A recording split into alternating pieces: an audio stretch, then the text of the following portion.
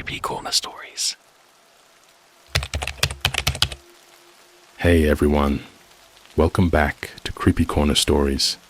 You know, diving into the dark web is always risky, but sharing these stories with you makes it worth it. I'm curious, where are you watching this from right now? Let me know in the comments below. I've noticed that these kinds of stories hit differently depending on where you are. It might even make the experience a little creepier. So, tell me, are you watching from the safety of your home or somewhere less secure? Every night, my town locks for 1 hour. I finally found out on the dark web why. Alright, so I don't even know how to start this without sounding crazy, but I swear, everything I'm about to say is raw. No exaggerations, no horror movie cliches. Just my life in this weird-ass town, and the one thing I never questioned until now. I live in a small town in Pennsylvania, one of those places that no one talks about unless something bad happens. You know, the kind of town with one McDonald's, a Starbucks that somehow always has the same 5 people in it, and a Walmart that feels like it hasn't been renovated since the early 2000s. It's quiet, safe even, but there's one thing that's never sat right with me. Every night at exactly 1:13 a.m., the entire town locks down. I mean, full lockdown. Streets empty, doors bolted, windows covered, even the damn gas station shut down. No cops, no late night workers, no exceptions. For exactly 1 hour, from 1:13 to 2:13 a.m., it's like the entire town just disappears.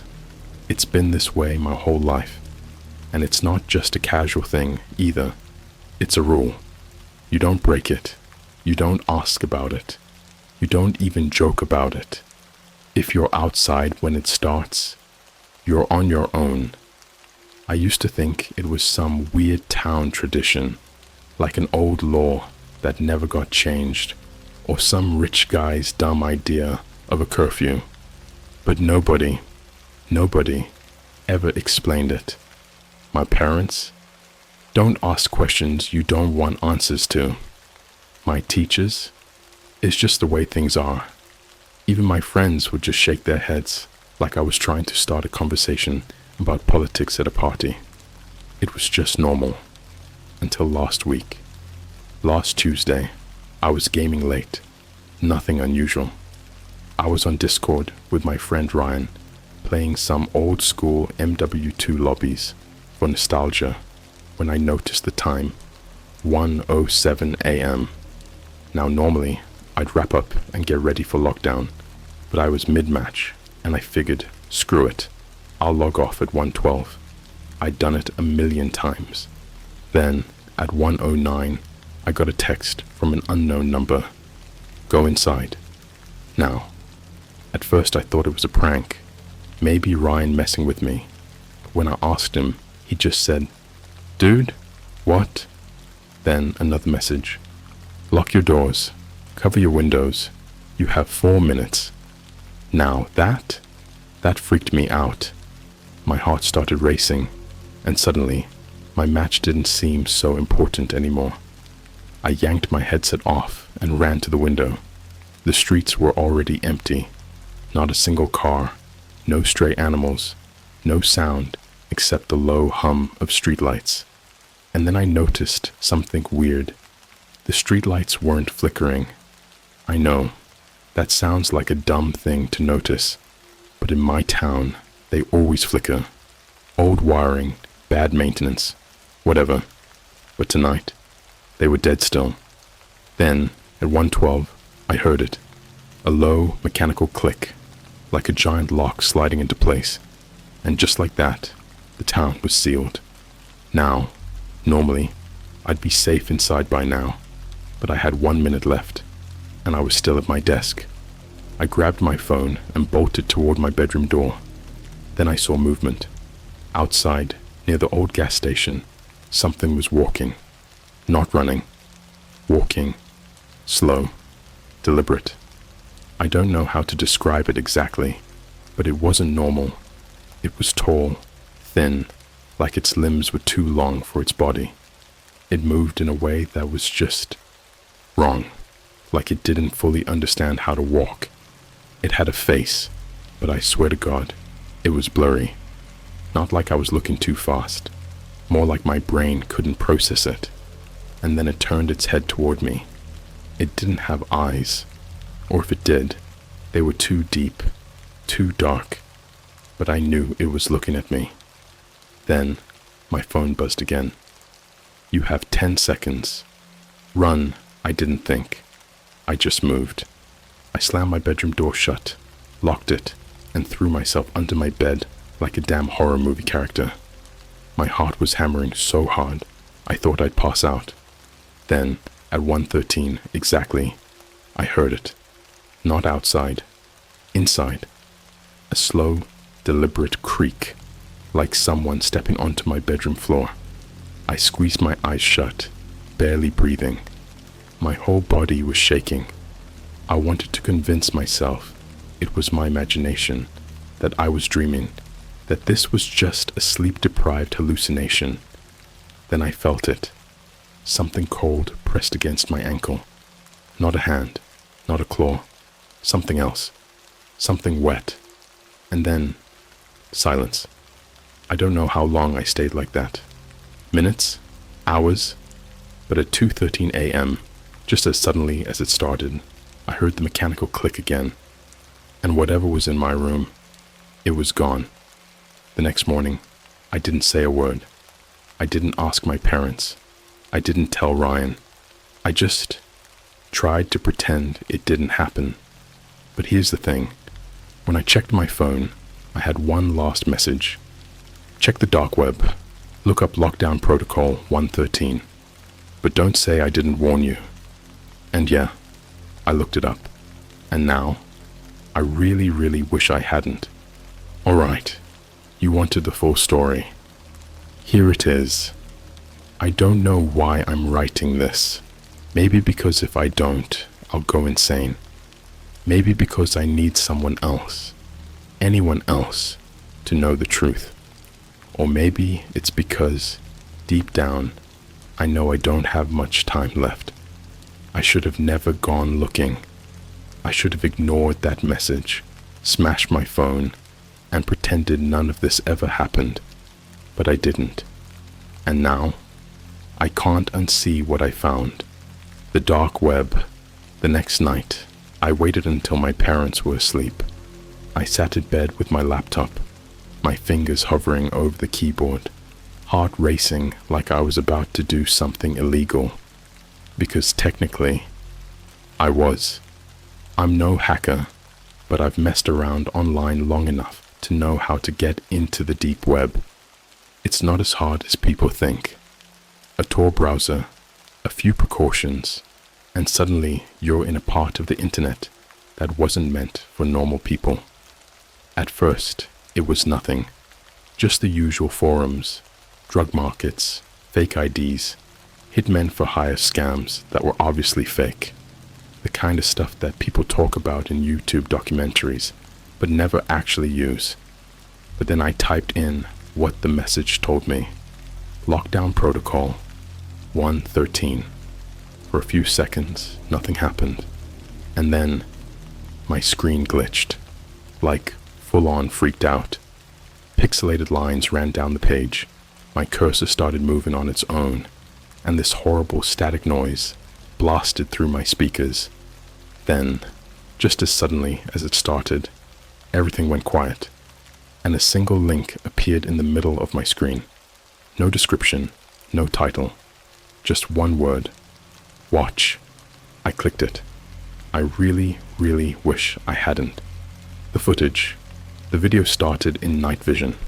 At first, it looked like security footage. Grainy black and white. Timestamp in the bottom right corner. 1:13 a.m. It showed a street. My street. For a moment, nothing happened. just the empty road, streetlights humming in the darkness. And then, from the left side of the screen, something stepped into view. I felt my stomach drop. It was the thing I saw last night. But now I could see it clearly. It was tall, maybe 7, 8 feet. Its arms were long, reaching past its knees, and its skin was stretched too tight over its bones, like something trying to wear human flesh, but not quite getting it right.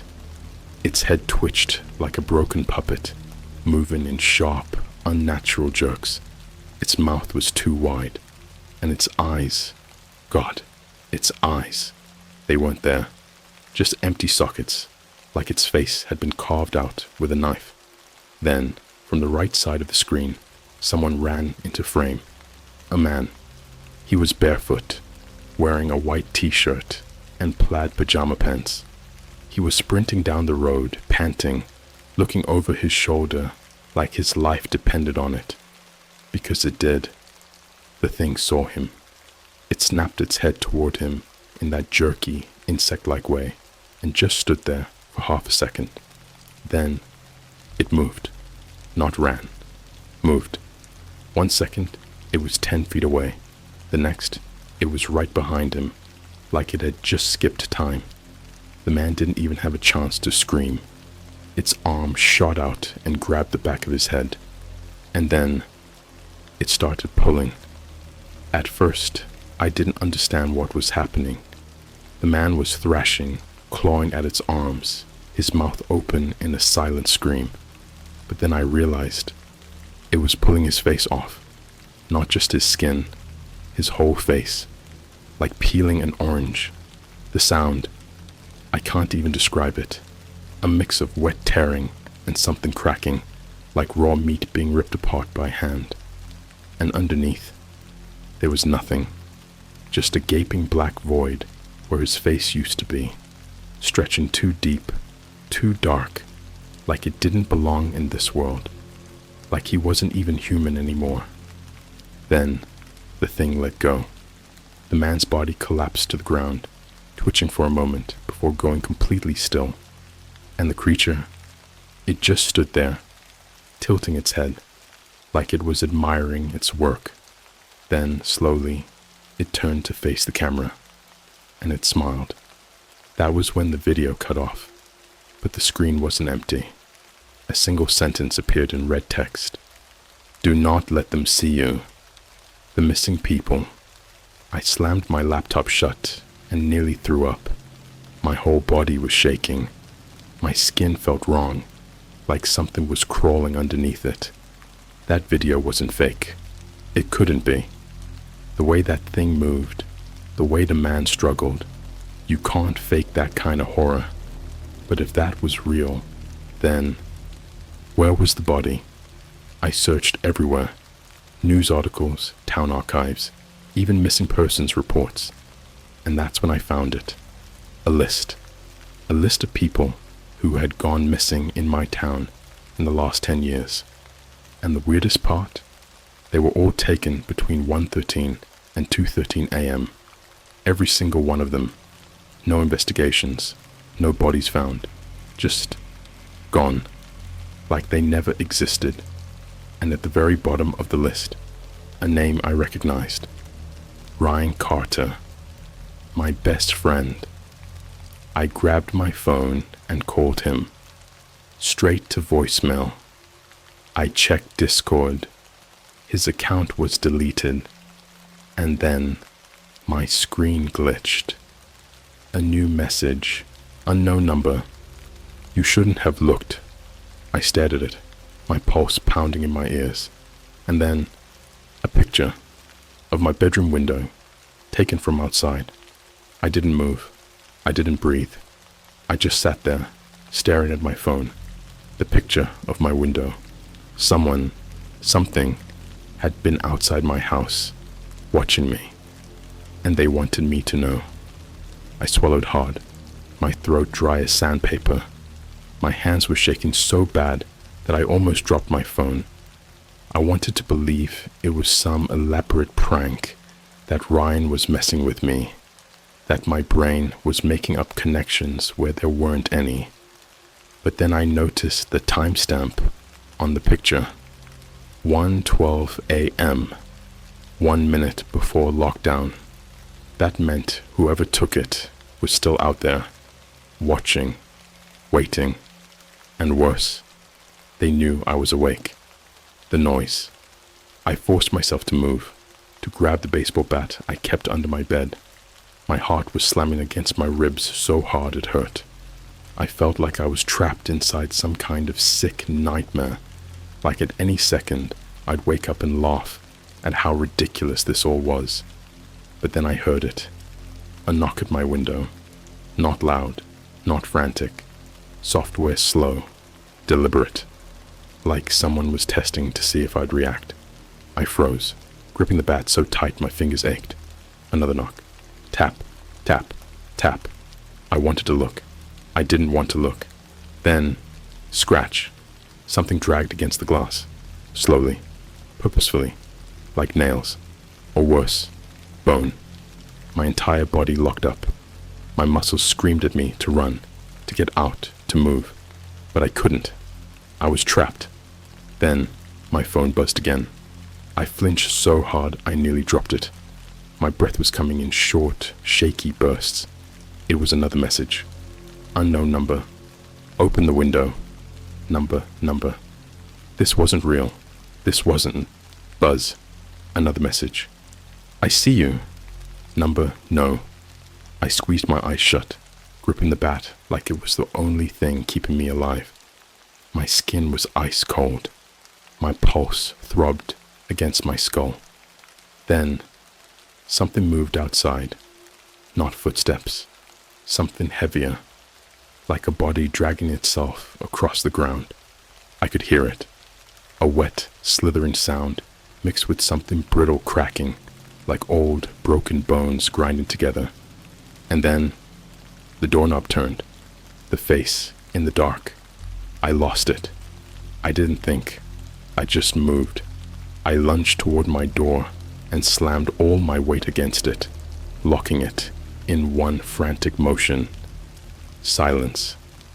For a moment, there was nothing but my ragged breathing. My sweat-drenched shirt clung to my skin, my ears ringing from the blood pounding through my skull. Then, knock, knock, knock, at the door. Not my window, my bedroom door. I stopped breathing. Something was inside my house. My vision swam. My mind raced. 1,000 thoughts smashing together like a car crash. This wasn't possible. The house was locked. My parents were asleep. I pressed my back against the door, my entire body trembling. Then, a whisper. Right. Against. The wood. It wasn't a voice. It was something wrong, like a broken radio trying to mimic human speech. A low, gurgling hiss that sent ice shooting through my veins. And then, from under the door, a shadow moved. Not feet, fingers, long spindly fingers, stretching in through the gap like they were looking for me. I couldn't stop the whimper that slipped out of my throat. The fingers snapped back. Silence. Then, a single word. A voice I recognized. Ryan, my best friend's voice. But it wasn't him. It was wrong. Too slow, too deep, like something had learned how to talk by listening to a recording of him over and over again. Then, one last whisper. Let me in. The vanishing people. I don't know what happened after that. I must have blacked out, because the next thing I remember was waking up to sunlight streaming through my window. The door was open, the messages were gone, and Ryan's name was erased from my phone. Not deleted, erased, like it had never been there. I scrambled to check his socials. His Discord, gone. Instagram, nothing. Even our old texts, wiped. It was like he never existed. And then I checked the missing persons list again. Ryan Carter, removed. Instead, there was a new name. Ethan Clark. My name. The final warning. That was 4 days ago. I haven't left my house since. I haven't slept. I don't even know if I'm awake anymore. But last night, I made a mistake. I went outside, just for a second, just to see if anything was different. The street was empty. The sky was black. The air was wrong. And then, in the distance, I saw something moving. Not walking, not running, gliding. And then, it turned.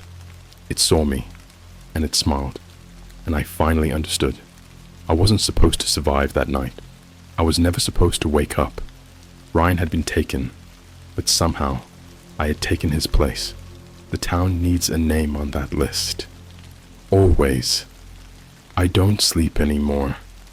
I don't leave my house. I barely eat. Because I know now. I wasn't supposed to survive that night. Something took Ryan. Something made him disappear. And now, somehow, I've taken his place. I keep checking the missing persons list. My name is still there. Ethan Clark. Like I'm already gone. And the worst part? I think the town knows. The town that pretends. The morning after I saw that thing, after I should have vanished too, I went outside. I thought maybe someone would notice. Maybe someone would ask me if I was okay. But when I stepped out onto my street, everything was normal. The old man who walks his dog every morning, he was there, nodding at me like nothing had changed. The barista at Starbucks, who always spelled my name wrong, smiling like I wasn't supposed to be dead. No one said a word. No one looked at me differently. Even my parents. When I walked into the kitchen, my mom was making coffee, scrolling through her phone like it was any other day. My dad was reading the newspaper, still wearing his old robe, still drinking from the same chipped mug he's had for years, like nothing had happened, like they didn't remember. So I tested it. I sat down at the table, my heart hammering. "Hey," I said, voice dry. "Do you know where Ryan is?" My mom didn't even look up. "Who?" I swallowed. "Ryan, my best friend. Ryan Carter." She frowned. "Ethan, honey, I don't think I know a Ryan Carter." I turned to my dad. "Dad, you remember him, right?" He just shrugged. "Doesn't ring a bell." I felt like I was suffocating. My own parents were staring at me like I was crazy, like I was making someone up who never existed. My hands were shaking, my stomach twisted in knots. "No," I whispered. No, you do know him. He's been over here 1,000,000 times. We used to ride bikes down to the gas station. He came for Christmas one year. You gave him a..."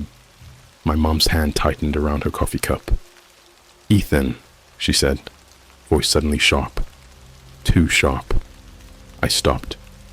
My dad lowered his newspaper. His eyes locked onto mine, and something about them felt off. Like he wasn't really seeing me.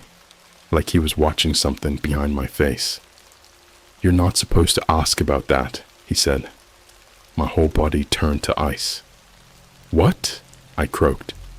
My mom forced a smile. But it wasn't real. It was too wide, too stiff, like someone had stitched her mouth into a mask.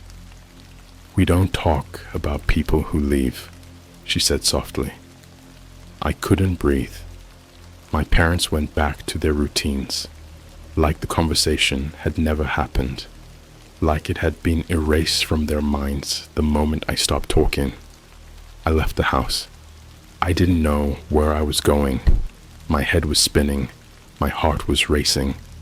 The sky felt too low, like it was pressing down on me. I needed to know if it was just them. But when I got to school, it was worse. Ryan's seat was empty. His locker was gone. Not cleaned out.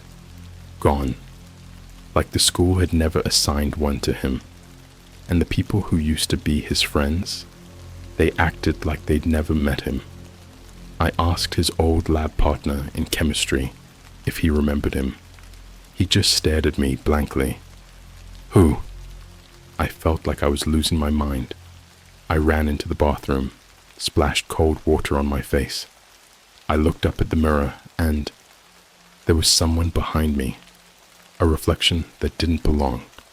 Too tall, too thin, its arms stretched down to its knees, its head tilted at an unnatural angle. It was smiling. I spun around. Nothing. But when I looked back at the mirror, the reflection was still there. Closer. I ran. The tape. I didn't go back to school after that. I ran home, locked my door, and tried to convince myself I wasn't insane. But then, that night, something changed. At 1:09 a.m., my phone buzzed. I almost didn't check it. I knew it was a bad idea, but my fingers moved on their own. Unknown number. I have something you need to see. A video file appeared underneath. I hesitated. My chest was tight. My mouth was dry. But I clicked it. The screen went black. For a moment, I thought it hadn't loaded. Then, the timestamp appeared. 1:13 a.m. And I knew. I knew exactly what I was about to see. The video started with a camera shaking. Whoever was holding it was running, panting, their breath rasping like they were struggling to get enough air. Then, the camera flipped, and I saw Ryan. He was crying. He was covered in blood. His clothes were ripped, his hands shaking violently as he held up the camera. His eyes were wide, pupils dilated with terror. "If you're seeing this," he panted, voice trembling, "it's too late." The camera swung wildly. A shape moved in the background, a tall, thin shape. "They took me," his voice cracked. "They took all of us. And now," a snap. The video glitched violently. The audio cut into a sharp, ear-splitting screech. And then, for a fraction of a second, I saw its face. Too close. Too wrong. Its mouth stretched too wide. Its empty eyes locked onto the camera. And then, darkness. The screen went black. The video was over. I was shaking so hard my teeth chattered. And then, one last message. Unknown. Number. "You're next. I haven't left my room in 3 days. I haven't eaten. I haven't slept. I don't know if I'm even alive anymore. The walls feel like they're closing in.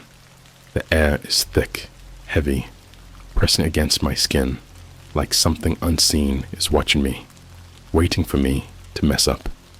I keep replaying Ryan's last words over and over again in my head. They took me. They took all of us. And now, that thing had him. That thing was behind him. And now, it's coming for me. The town that eats people. Last night, I tried to leave. I don't know what I was thinking. Maybe some stupid part of me believed that if I got far enough away from this place, I'd be free. Maybe I thought I could outrun whatever had its grip on this town. But when I stepped outside, the streets weren't normal. The air smelled wrong. Thick, rotten, metallic. Like the air in a slaughterhouse, heavy with blood. The sky, it wasn't black. It was empty. Not dark, not cloudy. Empty. Like someone had erased it completely, leaving nothing but a gaping void above my head. Then I noticed the people. They weren't moving. Every single one of them, frozen in place. The old man walking his dog, standing still in the middle of the sidewalk, head tilted slightly to the side, his face blank. The couple that always fought outside the gas station, motionless, mouths hanging open, as if their last words had been cut off mid-sentence. Even the birds in the trees, frozen in midair, like time itself had stopped. And then, they turned, all at once. Not just their heads, their entire bodies. like something had grabbed them by the spine and twisted them toward me. Their faces, they had no eyes, just black, gaping sockets, stretching too wide, too deep, like staring into something that shouldn't exist. And then they moved, not walking, not running, gliding, straight toward me, the house that wasn't safe. Anymore I ran. I didn't care where. I just ran. My lungs burned. My legs screamed. But I didn't stop.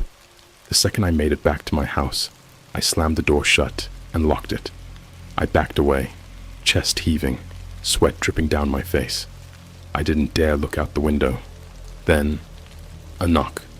Not on my door, on my closet. My stomach dropped. Slow, rhythmic.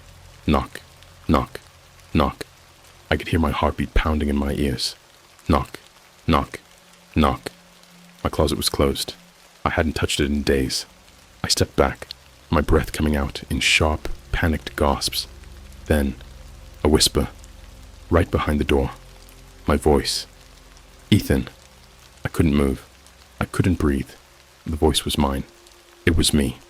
But it wasn't. It was wrong. Off. Twisted. Stretched too thin. Like something was wearing my voice as a mask. Then, something pressed against the door. I saw the wood bulge outward, like something inside was pushing to get out. I ran. I don't remember how I got upstairs. I don't remember shutting my bedroom door or shoving my dresser in front of it. All I remember is standing there, hands shaking violently, staring at my phone. And then, another message. Unknown number. It's not your house anymore. The final hour. 1:08 a.m. I was out of options. I grabbed my laptop and opened the dark web again. Maybe I could find something, anything, to tell me what was happening. There was a new thread. Lockdown protocol. 113. Last warning. I clicked it, and I wished I hadn't. The first thing I saw was a live feed, security camera footage, of my house. The angle was from across the street, showing my bedroom window, showing me, sitting at my desk, typing. My hands went ice cold. I looked up at my window. Nothing. But on the screen, something moved, a shadow shifting behind me. Closer. I turned slowly. The room was empty. I looked back at the screen. The shadow was standing right behind my chair. And then, it reached out. I felt it before I saw it. A hand, cold, wet, wrong, gripping my shoulder. I screamed. The screen glitched. My vision blurred. Everything warped. And then, nothing. 1:13 a.m. I woke up to the sound of the lock clicking. The town was open again. Everything looked normal. The sky, the streets, the houses, except for one thing. My reflection wasn't mine anymore. It was smiling, and I wasn't. 1:13 a.m. Every night, the town locks down. One person is taken. One person is erased, and someone else takes their place. I should have disappeared that night. I should have been erased. But something went wrong. I don't know how long I have, because when the next lockdown happens, it's going to fix its mistake. And this time, it's not going to let me go.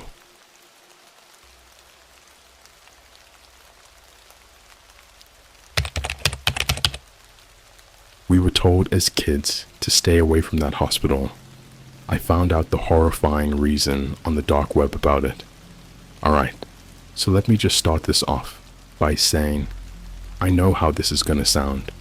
Like, trust me, if someone else told me the story, I'd be like, yeah, okay bro, sure. You totally found some deep web horror conspiracy, and it totally wasn't just some dumb internet prank. But this actually happened, and I don't think I'll ever be the same after it. So, for some context, I grew up in a pretty average town, not some tiny middle-of-nowhere place, but not a huge city either. Just one of those suburban spots where everyone kinda knows everyone, and not much actually happens. Except there was always this one place that gave people the creeps: St. Mary's Children's Hospital. Now, St. Mary's wasn't just any abandoned hospital. It was the kind of place where, if you even walked past it, you got that weird gut-churning feeling like you were being watched. The windows were all boarded up, but you could still kinda see inside if you got close enough. And I swear, even as a kid, I thought I saw people moving in there. Not like shadows or rats or whatever. I mean people. Every kid in town knew the rule: don't go near St. Mary's. Parents didn't really explain why, but we all heard rumors. Some kids swore they saw figures standing in the windows. Others said they heard screaming from inside at night. But the weirdest rumor? That people who went inside never came out. Of course, those were just stories. At least, that's what I thought for most of my life. But then, a few weeks ago, I made the worst mistake of my life. I went looking for answers, and I found them. The deep web rabbit hole. It all started because my friend Eric got me into some weird internet crap. You know how people say curiosity killed the cat? Yeah, well, curiosity screwed me over too. So, Eric is one of those dudes who's super into hacking and all that deep web stuff. I was never really into it, but one night we were chilling at his place, scrolling through random Reddit threads, when he pulled up something different. It was this post on some sketchy, invite-only forum, The Hollow Veil. Ever heard of it? Probably not. It's not like r/NOSLEEP or some random creepypasta site. It's way worse. The post was titled St. Mary's, the hospital that still operates in the dark. I clicked on it, expecting some dumb urban legend, but what I read, it made my stomach drop. The post wasn't just some random ghost story. It had details, real, disturbing details, about how the hospital wasn't actually abandoned, about how late at night, black vans with no plates would pull up behind the building, about how some people had recorded actual voices inside, voices of kids crying for help. And then there were the missing persons cases, dozens of them, all unsolved. That's when Eric said something that still gives me chills. Dude, we could check it out. I laughed at first, but he was dead serious. I have a guy who can get us into the deeper levels of the web. If this is real, there's gotta be more info somewhere. And that's how we ended up on a part of the internet we were never supposed to see. What we found, it took a while, but Eric finally got access to a private deep web server. It was called The Ward, and it had only one page, a black screen with red text that simply said, "Do you want to see the truth?" There was a button below it. It just said, "Enter." Eric hovered over it and looked at me. "You sure you want to do this?" I wasn't, but I nodded anyway. The page loaded, and suddenly, we were looking at a live feed. At first, we didn't know what we were looking at. The camera was in some dimly lit hallway, peeling walls, rusted metal doors, flickering fluorescent lights. But then, we saw the sign, St. Mary's Children's Hospital, surgical ward. I felt my throat tighten. There was no way this was real, right? And then we saw something move. A man, wearing a white coat, walked into frame. Except, something was wrong with him. His face was blurred out, like some kind of glitch, but not like a normal pixelation blur. More like his face was just wrong. Like reality didn't want to show it. He stopped in front of one of the doors. Then he turned to the camera. And even without seeing his face, I swear he was staring right at us. Then, the worst part.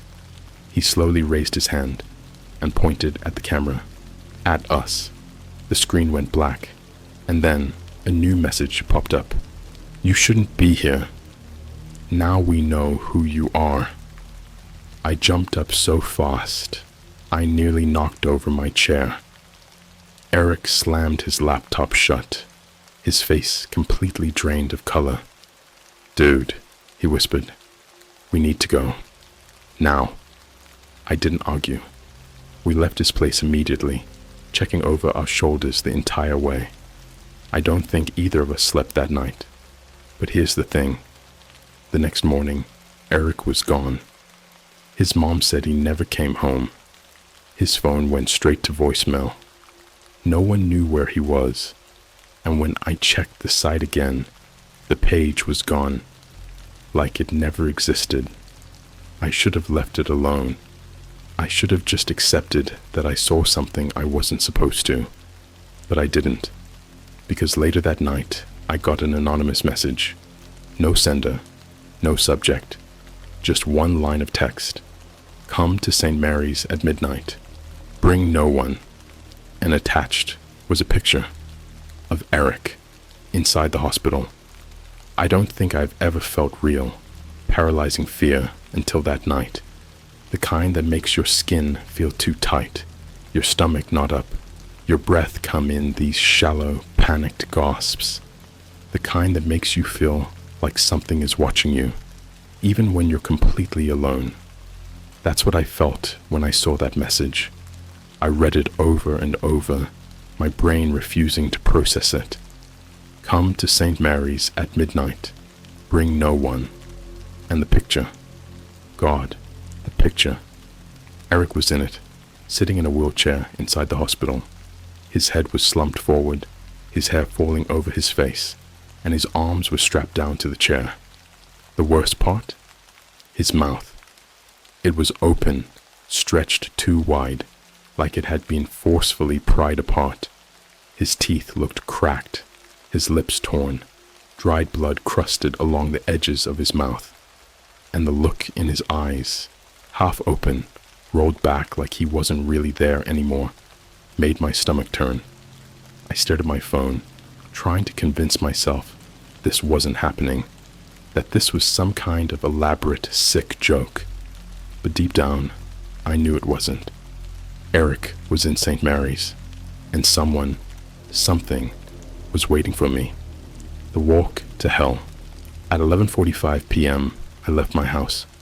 I didn't tell anyone where I was going. I didn't even bring my phone. I was too afraid that whoever sent that message could track me through it. The walk to St. Mary's felt wrong. The air was too still, too heavy, like the whole world was holding its breath. The streets were empty. No cars, no people, not even the sound of wind. Just silence. And then I saw the hospital. Even in the darkness, I could make out its towering shape against the sky. The broken windows, the rust-streaked walls, the gaping entrance, like a mouth waiting to swallow me whole. I hesitated. Every instinct in my body screamed at me to turn around. Run. Forget Eric. Pretend none of this ever happened. But I stepped forward, because if I left him there, I'd never be able to live with myself. Inside St. Mary's, the doors weren't locked. I don't know why that scared me more than anything. The fact that someone, or something, wanted me to come in. I pushed open the door, and the smell hit me instantly. A thick, cloying rot, like old blood, and something sour underneath. The air inside was warm, humid, wrong. And then I heard it. A wet, dragging sound, like something heavy being pulled across the floor, just around the corner. My hands were shaking so badly, I had to clench them into fists. I forced myself to move forward, stepping into the hallway. The floor was sticky. I don't even want to think about why. The hallway was lined with doors, some barely hanging on their hinges. Rusted old gurneys were scattered around, some tipped over. Papers littered the floor, Medical charts, x-rays, things I didn't have time to look at. And then I saw something scrawled on the wall. "Help me." The words were written in deep, dark red, and underneath them, something else. "He doesn't let us leave." I heard a creak behind me. I spun around so fast I nearly lost my balance. The hallway behind me was empty, but I felt it. I wasn't alone. The operating room. I forced myself forward, deeper into the hospital. Every step felt like walking into my own grave. And then I found the door, the one from the live feed. Surgical ward was carved into the metal in deep, jagged scratches, like someone had tried to claw their way inside. Or maybe out. I pushed it open. The smell inside was unbearable, like spoiled meat, like something rotting. My stomach twisted, bile burning my throat. Then I saw them. Wheelchairs, at least a dozen of them, all lined up in a neat little row, each one holding a person. Number not people, bodies, strapped down, their heads slumped forward, their mouths stretched open, just like Eric's in the picture. Their lips were torn, jagged, their jaws unnaturally wide, like someone had ripped them open and left them like that. And their eyes, all of them, were wide open, bloodshot, staring, but not seeing, like they had been forced to witness something so horrible that their minds just broke. I staggered back, choking down a scream. That's when I heard it. A soft, gurgling breath. One of the figures moved. My entire body locked up. I turned my head, terrified of what I'd see. And then, "Help! Me!" The voice was so weak, so dry, like the words had to be dragged from his throat. It was Eric. I ran to him, my hands shaking as I grabbed his face. His skin was ice cold, his eyes barely focusing, but he was alive. "Eric," I whispered, "I'm getting you out of here." His mouth trembled, and then he whispered something that sent ice down my spine. "He's behind you." I turned, and the lights went out. The surgeon I couldn't see, couldn't breathe. The darkness was absolute. Then, a sound, a soft clicking, like surgical tools being arranged on a metal tray. Then, a whisper, so close to my ear I could feel the breath. "Open wide." A hand grabbed the back of my head, cold fingers, too strong, forcing my jaw apart. I screamed and swung my arm wildly, my fist colliding with something solid. The grip loosened, just for a second, and I tore myself away, bolting toward the door. I couldn't see. I didn't know where I was going, but I ran. I ran through that black, rotten maze of a hospital, hearing something chasing me, moving too fast, its breath ragged and wet. I hit a wall. My hand scrambled over it, searching for something, anything, and then, by some miracle, I found a door handle. I ripped it open, stumbled forward, and suddenly, I was outside. The air was freezing. The sky was pitch black. I kept running, never looking back, never slowing down, until I was halfway across town. I collapsed onto the pavement, gasping for breath, my body shaking so violently I thought my bones would break. And then I made the second worst mistake of my life. I looked back. St. Mary's was completely dark, but in one of the top floor windows, I saw a figure, tall, wearing white, watching me. And then it raised its hand and pointed at me. I didn't sleep that night. I don't even think I blinked. I sat on my bed, drenched in sweat, staring at my locked bedroom door like any second it would burst open and something, he, would come crawling in. I couldn't stop seeing it.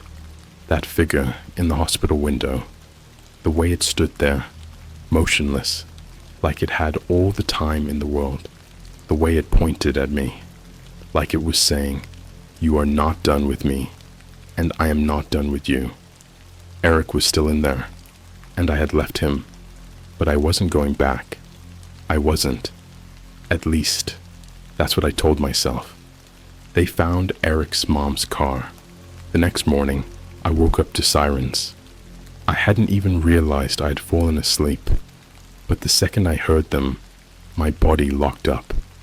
I jumped out of bed and ran to my window. 2 police cruisers were parked outside Eric's house. His mum was standing in the driveway, wrapped in a blanket, her eyes empty, like she'd been crying for hours. I watched as one of the officers placed a hand on her shoulder, talking in that fake, calming tone they use when they're really just delivering bad news. Then I saw the 3rd car. It was Eric's mom's car, the one she had reported missing that morning, except she didn't drive it back, and neither did Eric. The police found it, abandoned. Guess where? Right outside St. Mary's. The moment I heard that, I felt like my stomach folded in on itself. I knew what was happening. Whoever, whatever, had taken Eric wasn't done with him, and they were letting me know. I got another message. That afternoon, I couldn't stop pacing my room. My heart wouldn't slow down. My skin felt too tight, and every time I closed my eyes, I saw Eric in that chair. I saw those bodies, and then my laptop dinged. An email. No sender, no subject, just one attachment. A video. I didn't want to open it. Every nerve in my body was telling me, don't look, don't look, don't look. But I clicked anyway. The screen flickered, static washing over it for a few seconds. Then the image sharpened. A long, white hallway.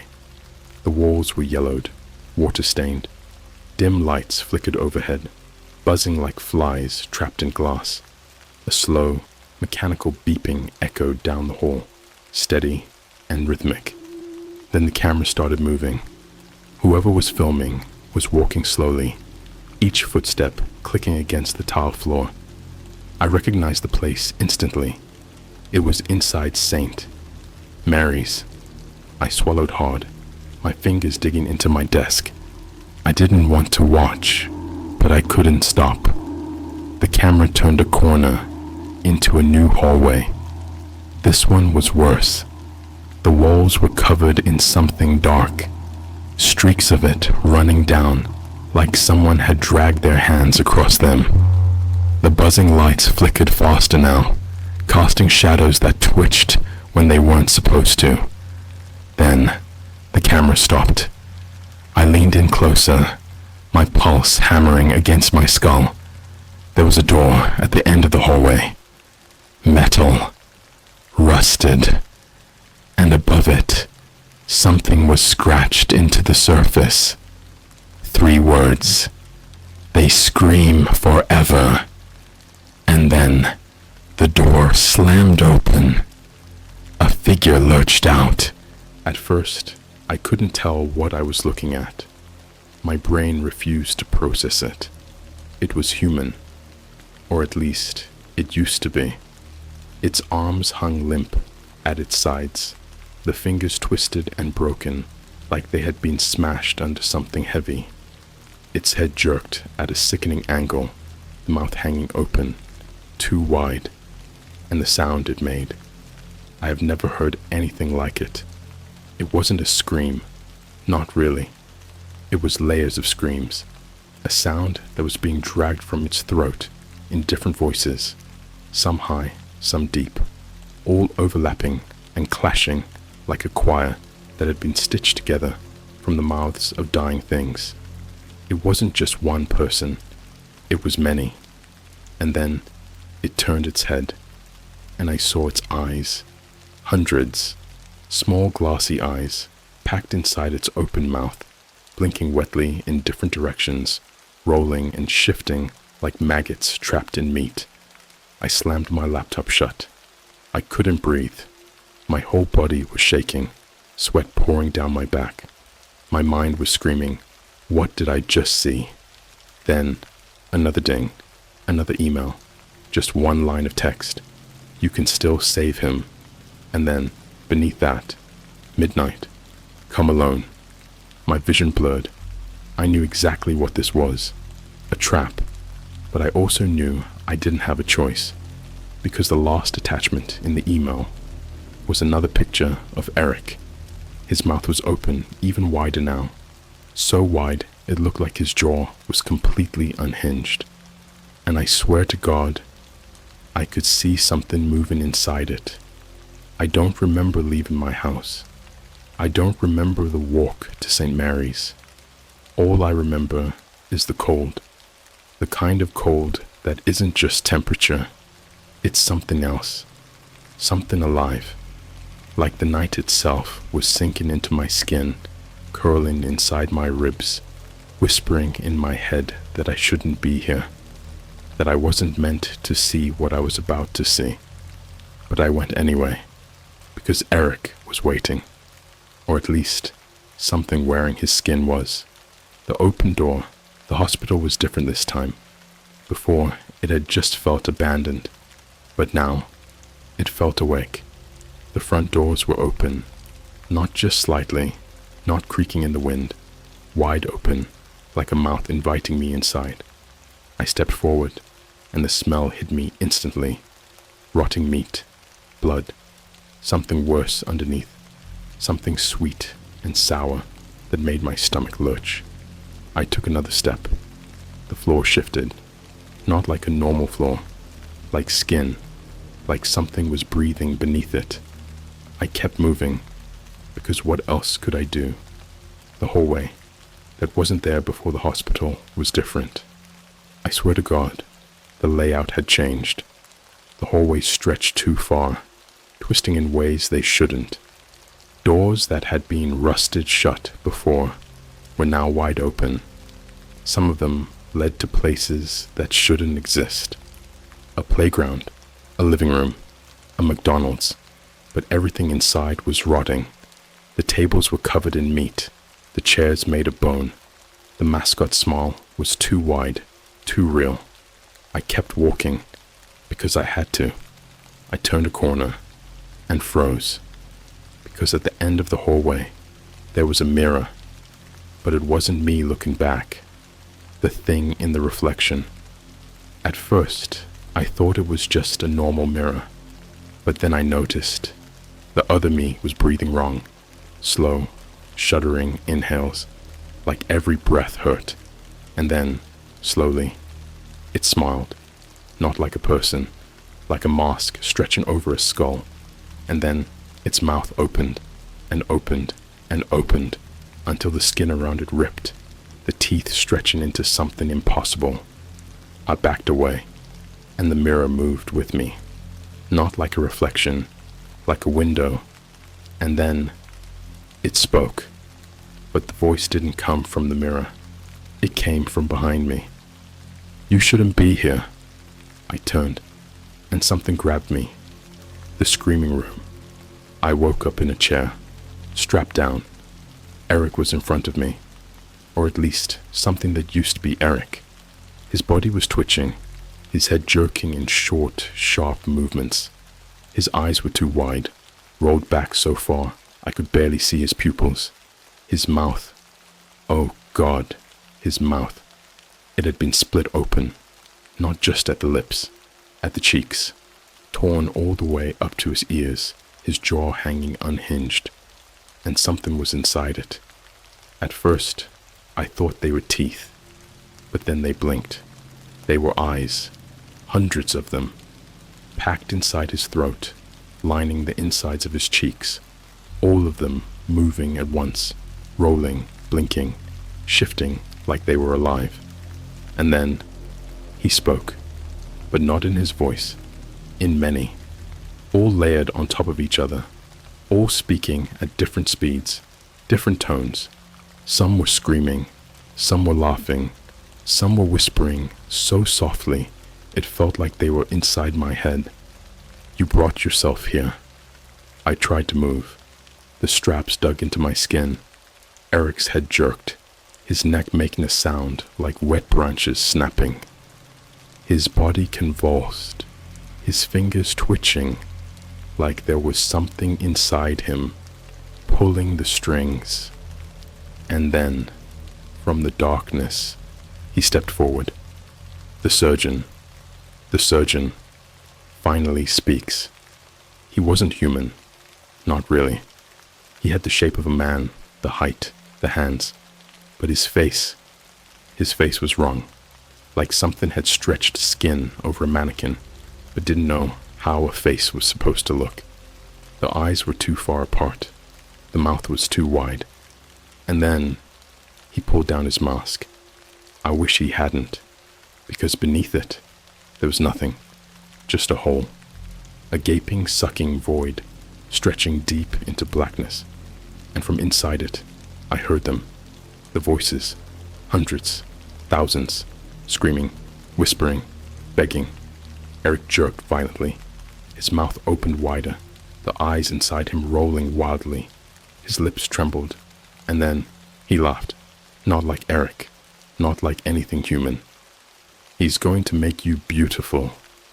The surgeon took another step forward. I screamed, and the lights went out. The escape that shouldn't have happened. I don't know how I got out. 1 second, I was in that chair, staring at the black hole in the surgeon's face. The next, I was running. The straps were gone. The hallways were twisting, stretching, but I just kept running. Something was behind me. I could hear it. Wet, shuffling footsteps. The halls were screaming. The walls bulged, pulsed, like I was inside a throat. Then, a door. I slammed into it, my hands scrambling for the handle. And suddenly, I was outside. The air was freezing. My lungs burned. I collapsed onto the pavement, my vision going dark around the edges. And then, I turned back. St. Mary's was silent.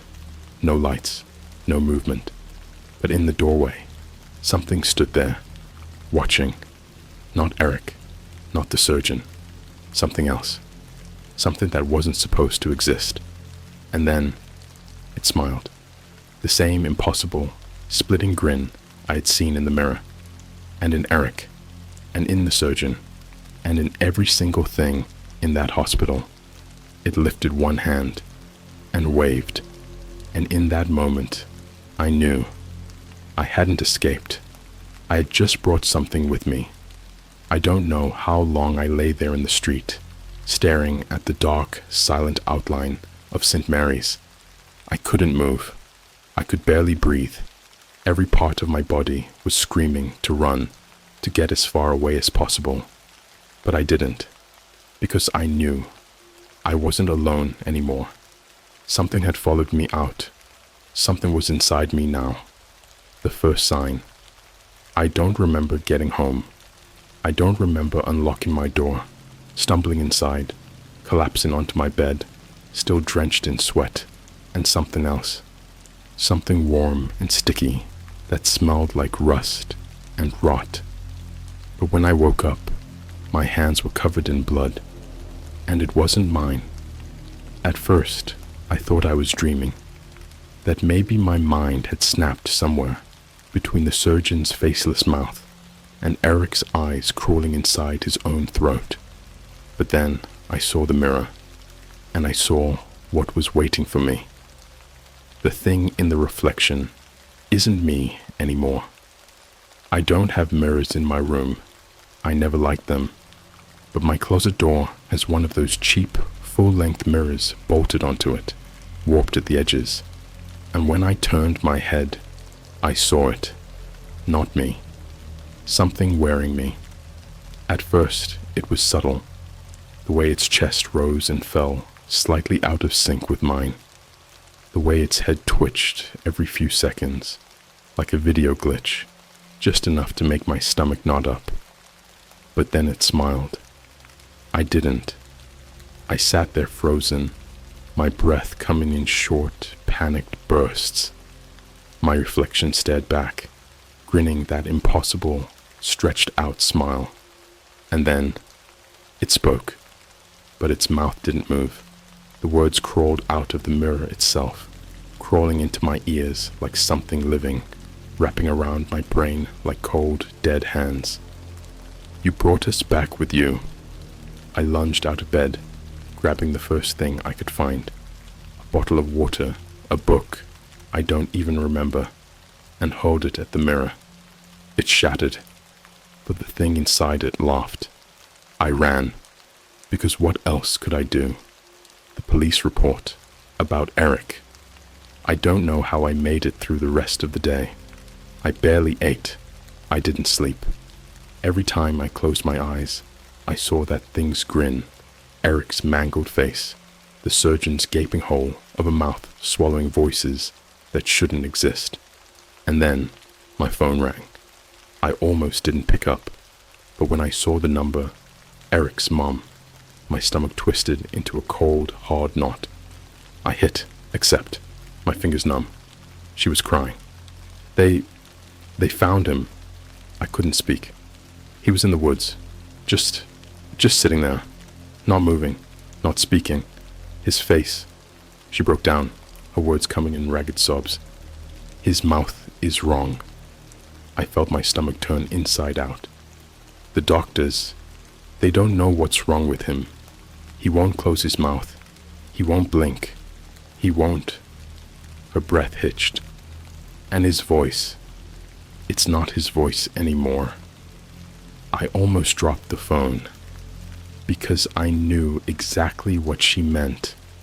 I knew what had happened to him because it was happening to me too. I started seeing them in my room.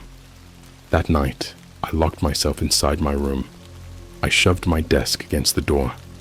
My hands wouldn't stop shaking, and no matter how much I scrubbed them, they still smelled like iron and meat.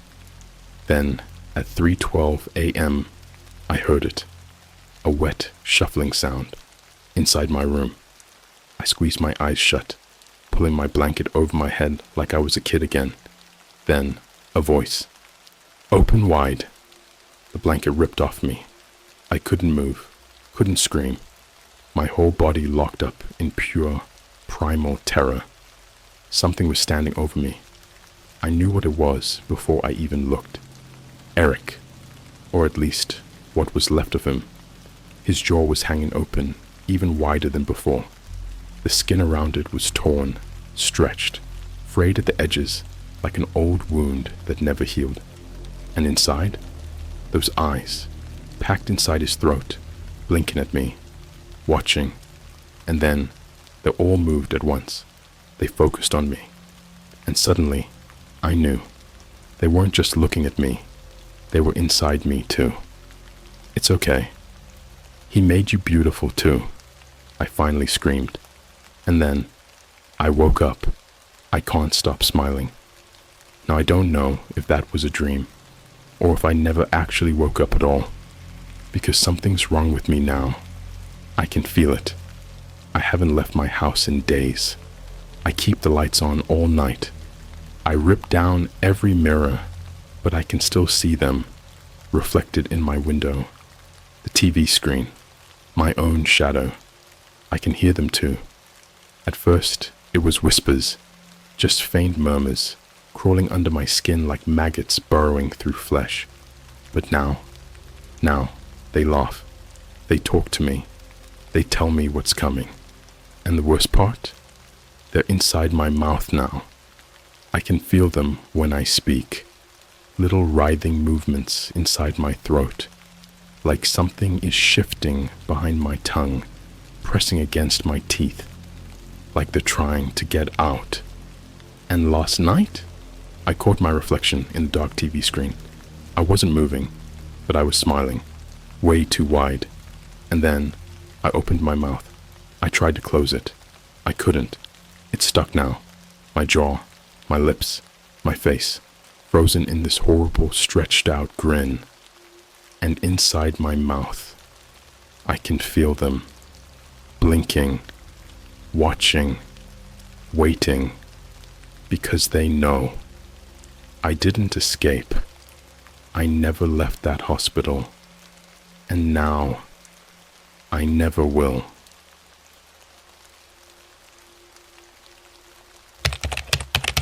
sister went missing from a town that doesn't exist. Thanks to a dark web agent, I figured out where she went. Alright, so this whole thing started a year ago, but I haven't talked about it until now because, well, I don't even know where to begin. It sounds insane. Like the kind of thing you hear about on those late night conspiracy podcasts or those weird, low-view YouTube videos with AI-generated voices. But I swear to you, every single thing I'm about to say actually happened. I should probably start with Emily, my sister. She was 24, 2 years younger than me, and kind of a free spirit. She was the type to say things like, "Life is just a simulation, bro," while drinking an overpriced oat milk latte at Starbucks. She had this habit of vanishing for weeks at a time, backpacking through Europe or road tripping across the US. So when she went missing, at first, I wasn't that worried.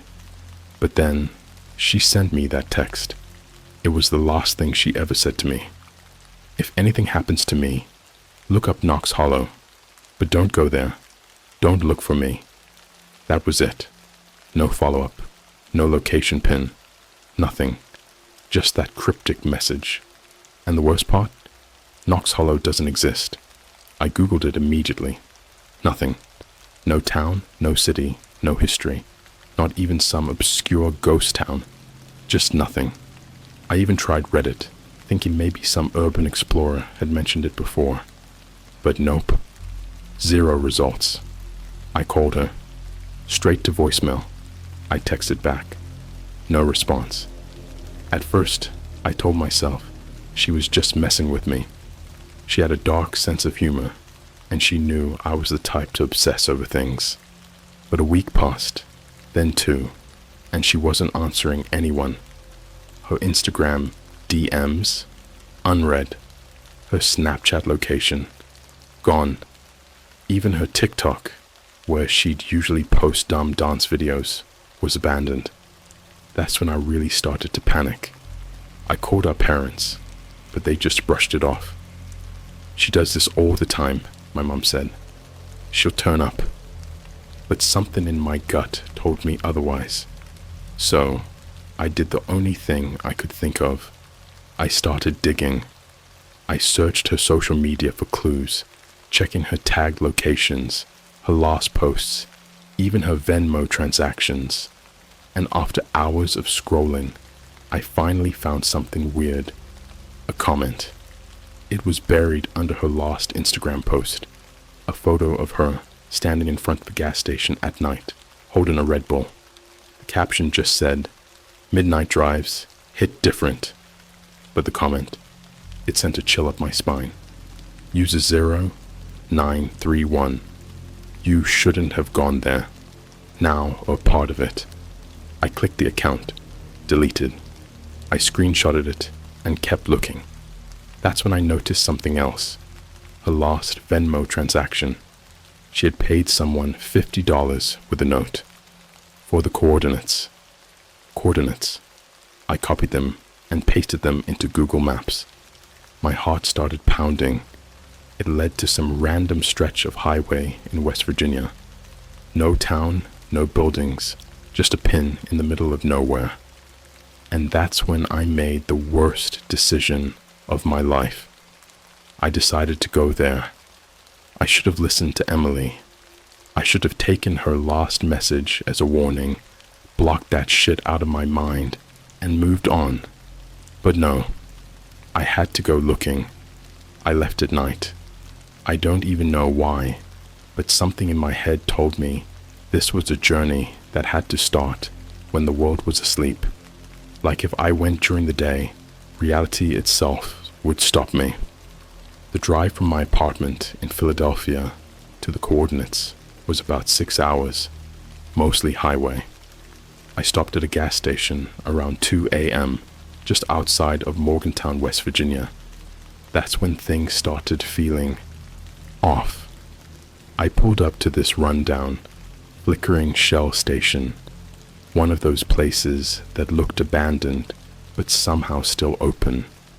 There was an old man behind the counter, staring blankly at a static-filled TV screen. A handwritten sign on the door said no cash, card only. I grabbed a Red Bull, walked up to pay, and that's when the guy looked at me. Not just looked, like he recognized me. "You ain't going past exit 192, are ya?" His voice was rough, like he hadn't spoken in days. I paused. That was the exact exit I needed to take. No, just passing through." He exhaled through his nose, slow, like he didn't believe me. I swiped my card, grabbed my drink, and turned to leave. But right before I stepped out, he muttered something under his breath. "Don't stop for nothing. And if you see the lights, keep driving." I didn't ask what he meant. I should have. But something in me, some ancient, primal part of my brain, told me not to. I got back in my car, took the exit. It was a straight shot from there. Just dark, empty highway. No streetlights, no cars. Just me and the road, cutting through endless trees. At some point, I noticed the mile markers weren't changing. You know those little green signs on the side of the highway? The ones that tell you how many miles you are from the state border. They were all stuck on 172. I drove for another 20 minutes. They still said 172. My dashboard GPS started glitching, flickering between my actual location and somewhere else. The roads on the map kept twisting, reshaping, turning into dead ends and then back into highways. Then I saw the first one, a person, standing on the side of the road. It happened so fast, I barely had time to react. 1 second, the road was empty. The next, there was someone just standing there, inches from the guardrail. I only caught a glimpse, but that was enough. They were wrong. Too tall, too thin, like their body had been stretched. Their face was smooth, too smooth, like someone had erased their features. No eyes, no mouth, just a pale, expressionless void where a human face should be. I slammed the gas, flew past them at 90 miles per hour. A minute later, there was another one, and another. They weren't moving, just standing there, facing the road. And with each one I passed, I swear to God, they turned their heads a little, like they were watching me. Then, up ahead, I saw the lights. Bright, unnatural, blue lights, glowing through the trees, like something huge was moving just beyond the highway. I remembered what the gas station guy said. If you see the lights, keep driving. So I did.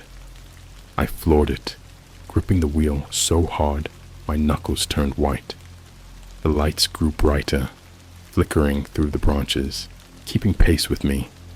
Then, out of nowhere, my car slammed to a stop, like I had hit an invisible wall.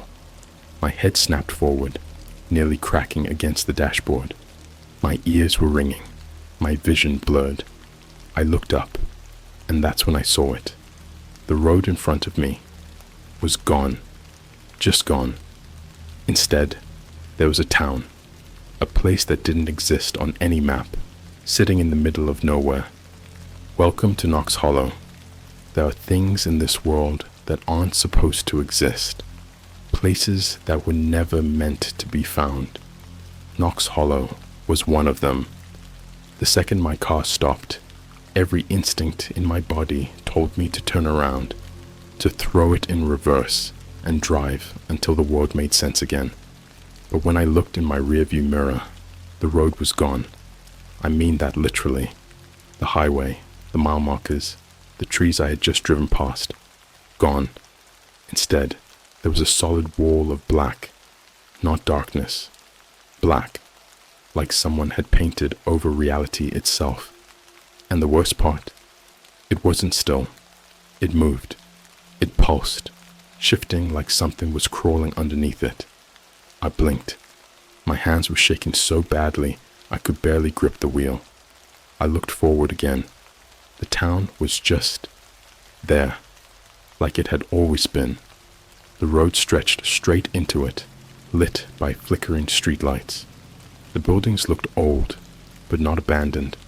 A gas station, a diner, a motel with a neon vacancy sign buzzing erratically. Everything was in perfect condition. Too perfect. No broken windows, no trash in the streets, no signs of wear or decay. Just a town frozen in time, waiting for someone, me, to step inside. Then I noticed the silence. No wind, no crickets, no hum of electricity, not even my own breathing. It was like the air itself was suffocating, pressing against my skin.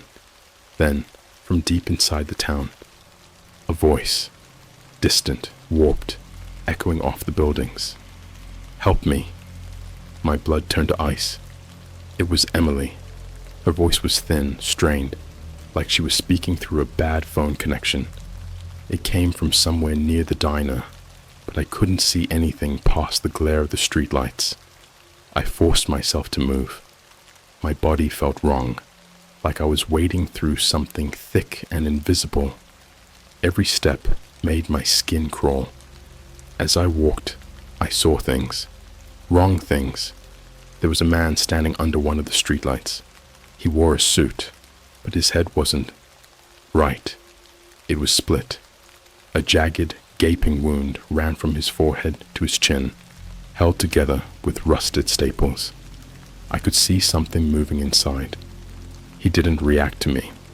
He just stood there, breathing shallowly, like a broken wind-up toy. His arms hung limply at his sides, and I realized he wasn't blinking. None of them were, because suddenly there were more. Figures standing in doorways, in the alleys, behind windows. Some were missing pieces, arms, eyes, even chunks of their torsos, while others were too complete. Skin stretched too tight, smiles carved too wide, fingers too long. They weren't moving. They were watching. I felt like my skin was peeling off just being near them. "Help me." Emily's voice again, this time from the diner. The inside was lit, but it was the kind of light that felt wrong. Too bright, too sharp. The air smelled like burnt sugar and something rotten. I stepped inside. The booths were filled with things. People. No, things. Sitting perfectly still. Some had their heads tilted too far back, their mouths open in silent screams. Others had their hands clasped in their laps, but their fingers were fused together, melted into fleshy lumps. The waitress stood behind the counter. She was smiling. Her teeth were black, not rotting, black, like charcoal, jagged and uneven. Her eyes were empty pits. She opened her mouth, and Emily's voice came out. "Help me." I ran. I ran back into the street, past the silent, staring things. I didn't care where I was going. I just needed to get out. My brain was screaming. My body was numb. The town was folding around me, the streets twisting in impossible ways. Then, up ahead, I saw it. The motel. The vacancy sign flickered, and through one of the windows, I saw movement. Someone was inside. I ran to the door and shoved it open, and there, standing in the middle of the room, was Emily. But she was wrong. Her eyes were hollow, empty sockets. Her skin was stitched together, patchwork like something had tried to rebuild her. And when she smiled, I finally understood. She wasn't Emily anymore. I don't know how to explain what I felt in that moment. It wasn't fear. It wasn't shock. It was something deeper, something raw and wrong, like my body had already decided it wasn't real before my brain even caught up. Emily was standing in the middle of the motel room, but it wasn't her. Her arms were too long, her fingers twitching like broken wires. Her skin was stitched together in mismatched patches, some of it pale, some of it bruised, some of it not even human. I swear, one section of her forearm looked like animal hide, and her face, Jesus Christ, it was smiling, not like a normal smile, not even like a forced smile. It was stretched, pulled too wide, the corners of her mouth curling up past her cheekbones, like someone had hooked their fingers inside and ripped it open. And then she spoke. "You found me, big brother." Her voice was wrong. It was Emily's voice, but it wasn't coming from her mouth. It sounded like it was being pushed through her teeth, like something else inside her was forcing the words out. I took a step back, and she moved. Not walked, not turned, just moved, like a glitch in reality. 1 second, she was in the middle of the room.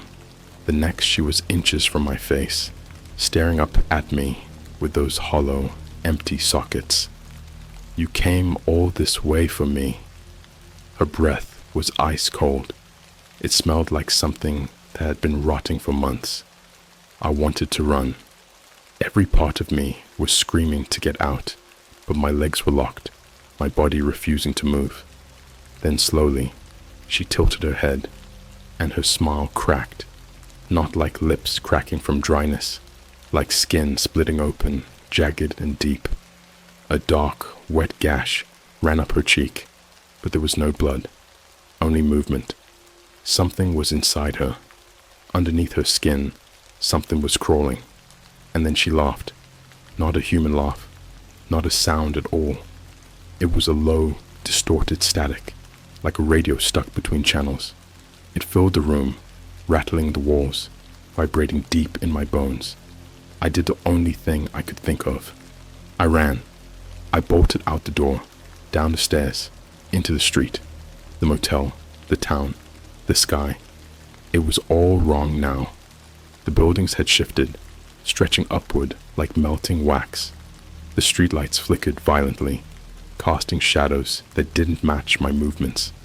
And then, from behind me, footsteps, not running, not chasing, just following, slow, deliberate. I knew it was her, or it. "Big brother, don't run." The voice came from everywhere, the windows, the walls, the air itself. I wasn't even sure if it was speaking out loud or if it was inside my head. I didn't stop. I kept running, turning down random streets, trying to find anything real. But the town was shifting around me. The road twisted, curling back on itself, like a maze designed for something that wasn't human. Then I saw the gas station, the same gas station from the Instagram photo, the same one from the last place Emily had been seen. I don't know why, but something in me told me that was where I had to go. I sprinted toward it, barely noticing the things standing along the sidewalk now. They weren't moving, weren't even looking at me, just waiting. The gas station door was already open. The lights inside were buzzing, flickering in and out, like they were struggling to stay real. I stepped inside, and the door slammed shut behind me. The man from before, the one at the counter, was still there, still watching the same static-filled screen. He didn't look up. "You weren't supposed to come here." His voice was flat, lifeless. I was gasping for breath, my heart hammering inside my chest. "What is this place? Where's my sister?" The man finally turned his head. His eyes were wrong, not like the others, not empty, just wrong, like they weren't looking at me, but through me. "That's not your sister anymore." His voice was calm, like he was explaining something completely normal. "It wears them. It becomes them. But it's not her." I swallowed hard. My mouth was dry. My brain was trying to catch up to what I was hearing. Then what the hell is it? The man didn't answer. He just nodded toward the window. I turned. Emily was standing outside the gas station, but there was something wrong with the glass. It wasn't reflecting her properly. She was smiling, but in the reflection, her face was blank. Her mouth didn't move. Her head twitched slightly, like a puppet with tangled strings. Then very slowly, she raised her hand, and she waved. The man behind me exhaled sharply. "You need to leave." "I can't." I was shaking. "The road is gone." He smiled, but it wasn't comforting. "There's always a road." Then, without warning, the lights cut out. For a second, everything was silent. Then, I heard it. A wet, tearing sound, like something peeling itself open. And then, breathing, behind me. I didn't turn around. I ran. I threw myself out the door, sprinting into the street, not caring where I was going. The town was melting, warping into something that wasn't a town at all. And then, there it was, the road, back to the highway. I didn't question it. I didn't think. I just ran. And behind me, I heard it. The sound of bare feet on asphalt, running, chasing. I got to my car. The door was already open. I jumped inside, started the engine, slammed the gas. And as I sped down the highway, I finally worked up the courage to look in the rearview mirror. Emily, no, the thing that used to be Emily, was standing in the middle of the road, watching, smiling.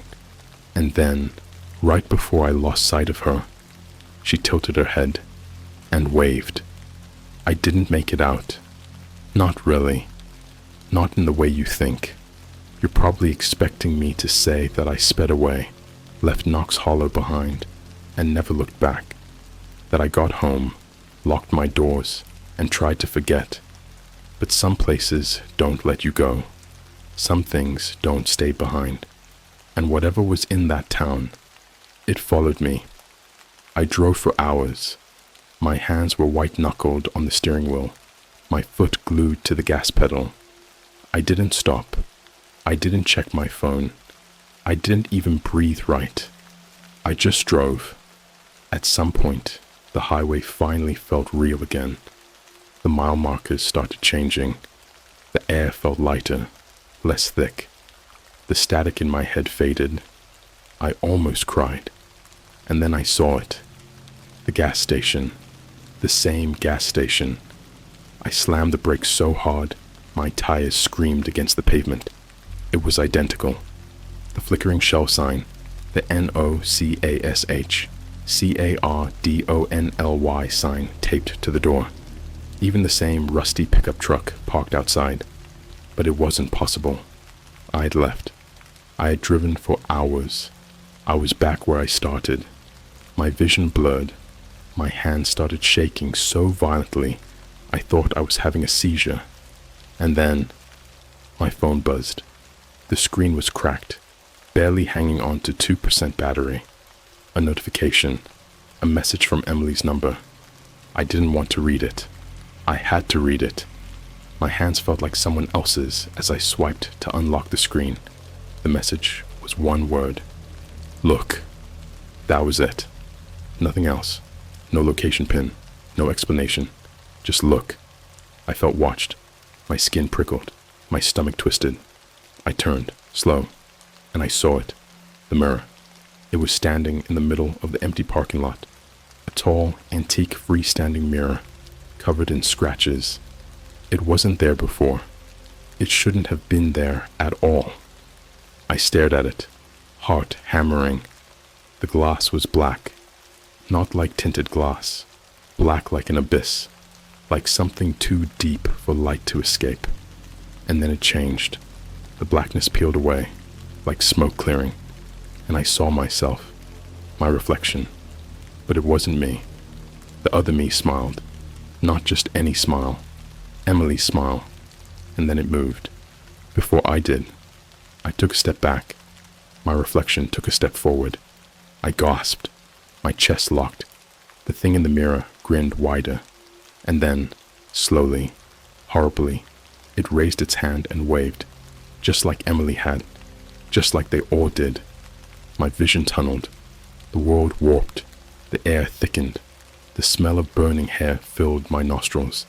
The sound of wet, tearing flesh was everywhere, and the thing in the mirror kept waving. Then, it stepped out. It didn't break the glass. It didn't shatter. It just stepped out of the reflection, like the mirror was a door, and it was coming through. And it was me.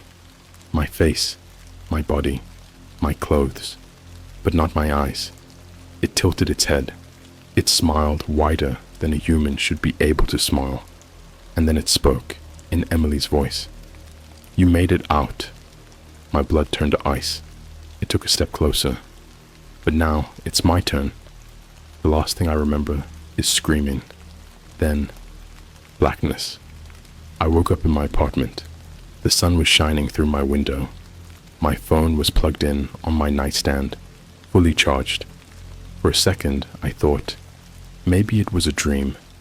Maybe none of it was real. Then I checked my messages. The one from Emily was still there. Look. And beneath it, a new message from my own number. "Thank you for switching places." I dropped the phone, ran to the bathroom, turned on the light, looked in the mirror, and the thing looking back at me wasn't me. It smiled, and it waved.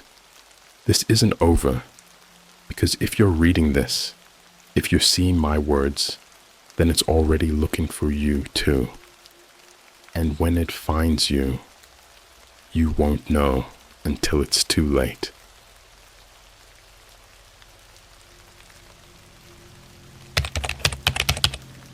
My housemate is dead, but everyone is pretending she's not. I just figured the horrifying reason thanks to the dark web. Alright, so before I get into this, I need to make it very clear that I'm not crazy. If you don't believe me by the end of this, that's fine. But I know what I saw, and I know what I've been through. It all started about 4 months ago when I moved into a shared apartment in Chicago. I had just transferred universities, and I needed a place fast. Rent was ridiculous, and I was lucky to find a cheap place near campus. The catch? I had to share it with a stranger. Her name was Emily. She was 24, worked from home, and was always on her laptop. Like, I'd wake up at 3 a.m. to get water, and she'd still be at the kitchen table, screen glowing against her face. The weird part, she always had headphones on. I'd say something to her, and she'd either ignore me or take like 10 seconds to register that I was speaking. But whatever. She paid rent on time, cleaned up after herself, and wasn't a total psycho. That was enough for me. Then, about a month ago, Emily started acting different. At first, it was little things. She stopped eating at the table, stopped responding to texts. She barely left her room, and when she did, she moved like she was on autopilot. But the weirdest part, her laptop was always on. I'm talking 24/7, always open on the kitchen counter, the screen glowing with some kind of chat room, or code, or something I didn't understand. One night, around 2 a.m., I came back from a late-night McDonald's run, because yes, I make bad life choices, and I found Emily standing in the dark, just standing, right in the hallway, facing the wall. I was like, Emily? She didn't respond. She just stood there, breathing weird, shallow, raspy breaths. I waved a hand in front of her face. Nothing. Then, out of nowhere, she turned around and walked back to her room. No words, no reaction, just walked back like a sleepwalker. Now, I don't scare easy, but that messed me up. The next morning, she was back to normal. sort of.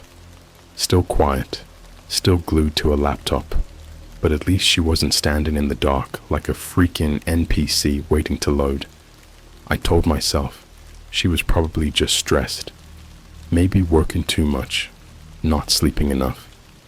People get weird when they're burned out, right? But then Emily disappeared, and that's when things got really messed up. I'm gonna tell you right now, if you're easily freaked out, stop reading. Seriously, I thought I could handle this, and I was so wrong. Emily was gone. One day, she was just there, and the next, nothing. At first, I didn't think much of it. Maybe she took a trip, or went to visit family, but then I noticed her laptop, still open, still running. That thing was never off, and now it was just sitting there, glowing eerily in the dim kitchen light. And then there was the smell, rotting, something foul, like spoiled meat left in the sun. It was faint at first, but by the third day of Emily's absence, it was everywhere. I checked the fridge, the trash, even under the sink, for a dead rat or something. Nothing. Then, on the fourth day, I heard something. It was about 3 a.m. I had just gotten back from a late-night drive to clear my head. I stepped inside, and the whole apartment was silent. Too silent. You ever get that feeling like something is watching you? That heavy, suffocating silence that wraps around you like wet fabric. I had that. I turned on the kitchen light and nearly jumped out of my skin. Emily's door was open, wide open. Now I knew for a fact that it had been closed before I left. I hesitated, my heartbeat slamming against my ribs. Then I heard it. A wet, squelching sound, like someone chewing something raw. I don't know why, but my body moved before my brain did. I took a step forward, my breath shallow. The smell was worse now, thick and putrid, rot and decay clinging to my lungs. I turned my head, and my stomach dropped. Emily was in her bed, or at least, something that looked like Emily. She was lying on her back, arms at her sides. Her eyes were wide open, glossy, lifeless. Her mouth was slightly ajar, and her skin was pale, too pale, like all the blood had been drained from her body. But the worst part, her stomach. It was moving, swelling, deflating, swelling, like something inside her was breathing. I felt my entire body lock up. I wanted to run, but my feet were cemented to the floor. My fingers curled into my palms, nails digging into flesh. Then, Emily's head turned toward me. Not fast, not slow, just unnatural. Her eyes, still glossy, locked onto mine. I opened my mouth, but no sound came out. And then, she spoke. But it wasn't her voice. It was a distorted mash of voices. Some high, some deep, some whispering, so fast, it sounded like a radio stuck between stations. I couldn't move. I couldn't breathe. Then, her mouth stretched open, wider, wider, wider than a human mouth should go. And I swear to God, something moved inside her throat. That was it. I ran. I don't even remember how I got to my car. My hands were shaking so bad, I could barely get the key into the ignition. I just drove, blind, desperate, running from something I couldn't explain. I spent the next 2 days in a motel. I didn't tell anyone. I didn't go back.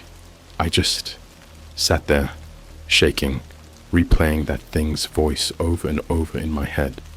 But on the third day, I got a text from Emily's number. "Where are you? You left the door open." I stared at the screen, my stomach twisting into knots. My hands felt numb, my breathing shallow. I didn't respond. A minute later, another text. A picture. It was my room, in the apartment, taken from inside. I hadn't been home in 3 days, and I swear to God, In the corner of that picture, I could see Emily, standing there, watching. I don't think I've ever known real fear before this. I thought I had.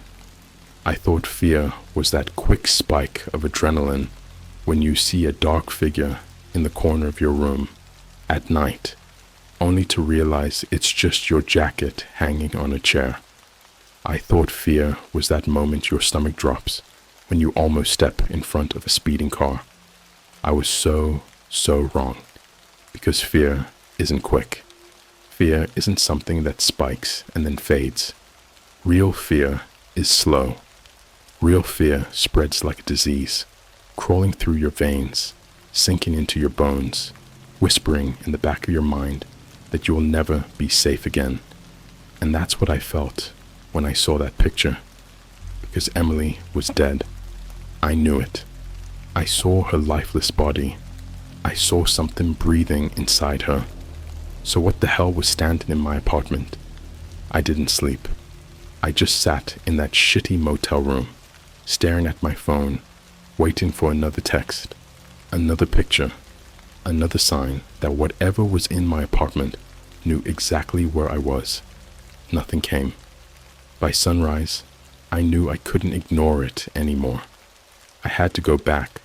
I had to see for myself. Back to the apartment. The drive back was the longest of my life.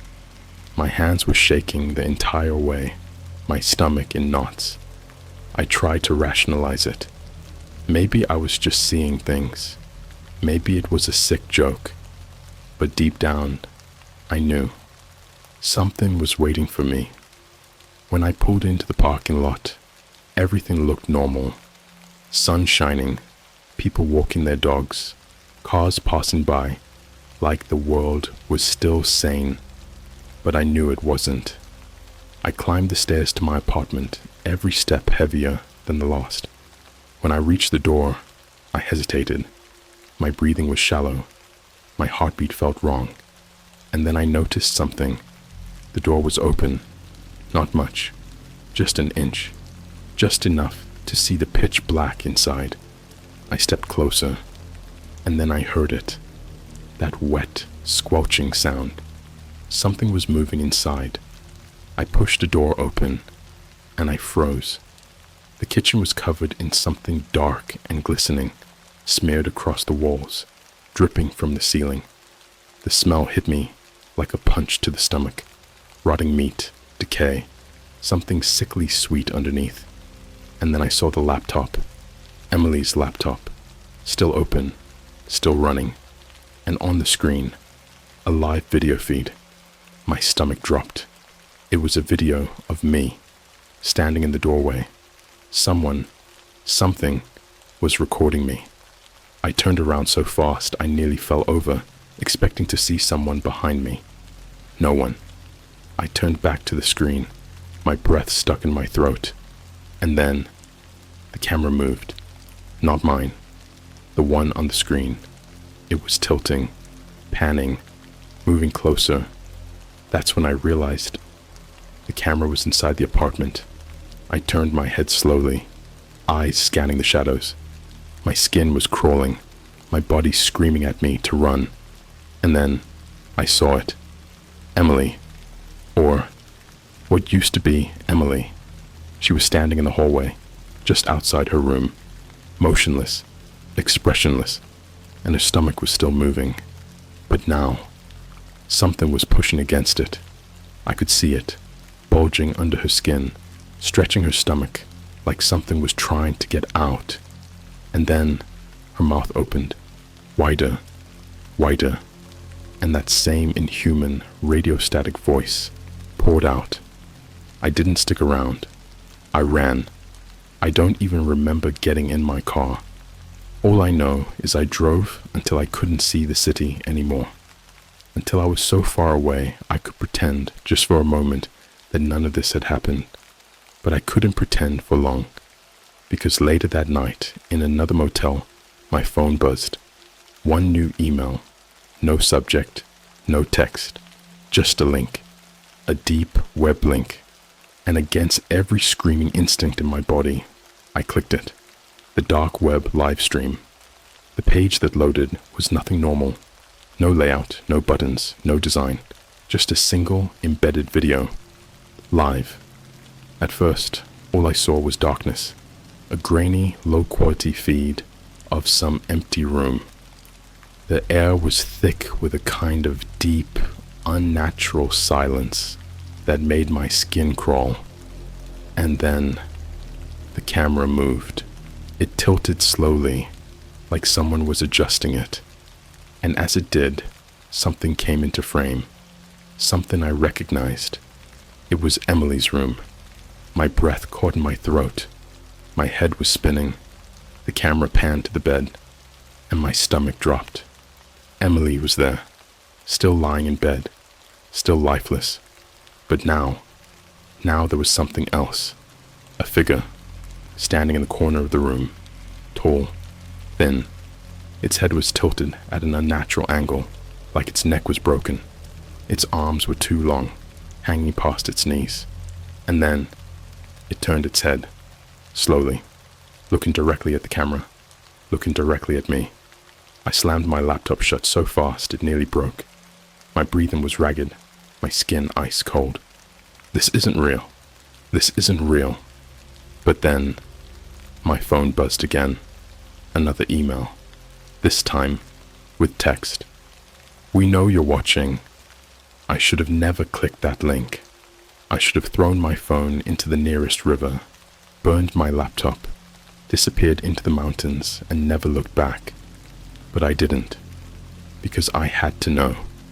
I had to know what the hell was inside Emily.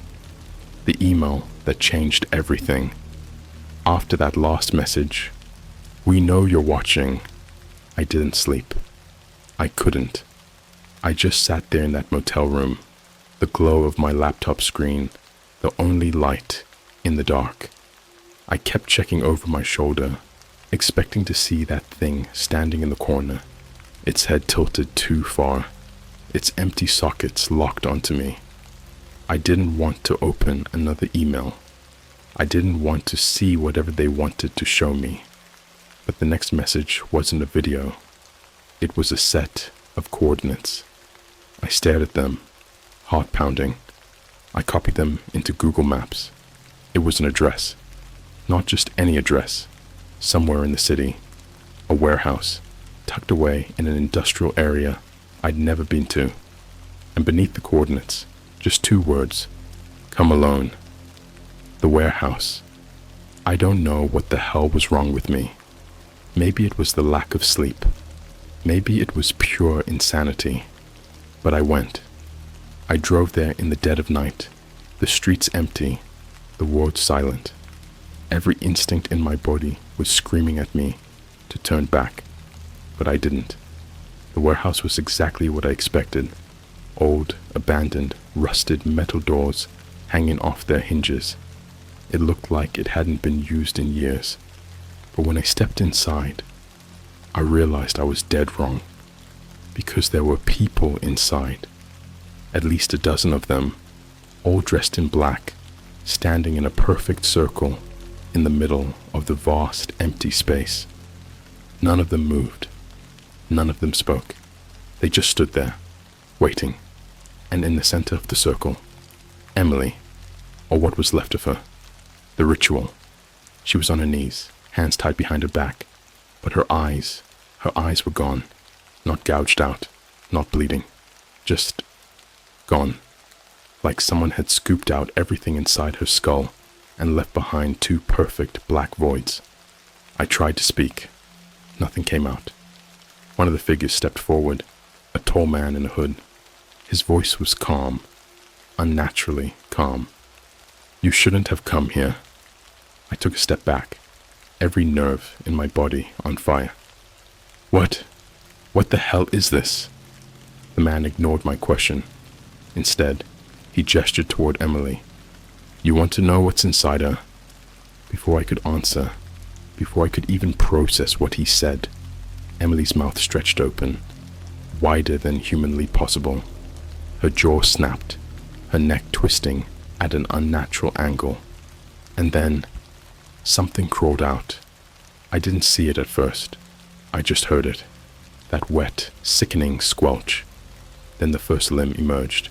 Thin, black, glistening. Too long. Too many joints. Then another. Then another. Until a mass of writhing, twitching limbs was pulling itself out of her throat, unfolding like some kind of nightmare insect, its body slick with something thick and dark. I couldn't move. I couldn't breathe. I could only watch as it emerged.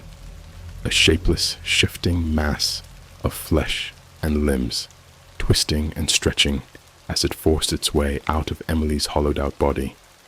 The figures around me didn't move. They just watched as the thing finally pulled itself free, its limbs clicking into place, its body shifting into something vaguely human-shaped, but wrong, hollow, empty. And then it turned its head toward me, not fast, not slow, just unnatural. And then, in that same garbled, static voice, it spoke. I see you. The escape. I don't remember running. I don't remember getting in my car. All I know is that I drove until my gas tank was empty. And when I finally stopped, when I finally pulled into another shitty motel miles away from the city, I realized something. My phone was missing, and in its place, sitting in the passenger seat, Emily's laptop, still open, still running, and on the screen, a new email, just 2 words. We're coming. There's nowhere left to run. It doesn't matter how far I drive. It doesn't matter how many times I switch motels, how many burner phones I buy, how many times I change my name. They always find me. And now, I finally understand why. I finally understand what was inside Emily. And worse, I understand what they want from me. The laptop. I stared at it for what felt like hours. Emily's laptop, sitting there in the passenger seat, screen glowing faintly in the dark. My hands were shaking so bad I could barely breathe, barely think. The email was still open. We're coming. I didn't want to open it. Every part of me knew that whatever was inside wasn't meant for human eyes. But I was past the point of making smart decisions, so I clicked it. At first, the screen was black. Then, a video started playing. It was grainy, low resolution, but I could still make out the scene. A room, sterile, bright, like a hospital room, but wrong. The walls were a shade too white, the air felt too still, and in the center of the frame, a body, strapped to a table. I squinted, leaning in closer, and that's when my stomach dropped, because the body on the table was me. The experiment. My hands were ice cold. My skin was crawling with a feeling I couldn't describe. Wrong, unnatural, like something had reached into my head and rearranged the pieces of my reality. I wasn't watching a recording. I was watching something that hadn't happened yet. The screen flickered. A new figure entered the frame. A man in a white coat. He was wearing a mask, his face completely obscured, but his voice was calm. Too calm. Subject 27 is prepped. My pulse slammed against my skull. A second figure entered. Another masked person. They were carrying something in their hands. Something that moved, something that squirmed. The camera zoomed in, and I felt my breath hitch in my throat. It wasn't an object, it was a thing, a parasitic mass of flesh and limbs, writhing and twitching like something that had been pulled out of a nightmare, and they were bringing it toward me. The version of me on the table tried to scream, but there was something stuffed down my throat. My body bucked against the restraints. My muscles tensed, spasmed, convulsed. But it didn't matter. The thing was already crawling toward my face, already forcing itself into my mouth. already sliding down my throat. I slammed the laptop shut. I barely made it to the motel bathroom before I started vomiting. They've done this before. I don't know how long I sat on that disgusting tile floor, shaking, my stomach heaving. My entire body was wrong. I felt tainted, like I wasn't me anymore. When I finally pulled myself up, I opened the laptop again. The video was gone, replaced by a list of names. Emily's name was on it. So was mine. But there were dozens of others, and every single one of them had the same status next to their name. Host successful. Except for one. One name, way at the bottom of the list. Subject 28, in progress. My vision blurred. My hands were sweating so much, I could barely keep them on the keyboard. In progress. As in, happening now. As in, it's already inside me. The infection. I don't know how long I sat there, staring at the screen, but at some point, I started hearing things. A soft, wet shuffling, coming from inside my own body. At first, I thought it was my heartbeat, my breathing, my own pulse throbbing in my skull. But it wasn't, because then I felt it. Something moving, under my skin, just the faintest twitch, a shifting sensation, just beneath my ribs. I slammed my hands over my stomach, bile rising in my throat. My entire body convulsed as something stirred deep inside me. Something alive, something waiting. And then, in the silence of that motel room, a sound. Not from outside, not from my phone, not from my laptop, from inside me. A whisper, a garbled, static-ridden voice. The same voice I had heard coming from Emily's throat. And it said, "Not yet," the final message. I should be dead. I should have ripped myself open, carved it out with my own hands, torn through flesh and bone to get it out. But I didn't, because the next morning I woke up and it was gone. The whispers, the movement, the presence inside me, just gone. Or at least, that's what I thought, because when I checked my laptop one last time, I saw a new email. "You're ready." And beneath it, an attachment, a picture. It took me a second to understand what I was looking at. It was a photo of me, standing in front of my motel door, taken from the outside, and in the window behind me, a reflection, not mine.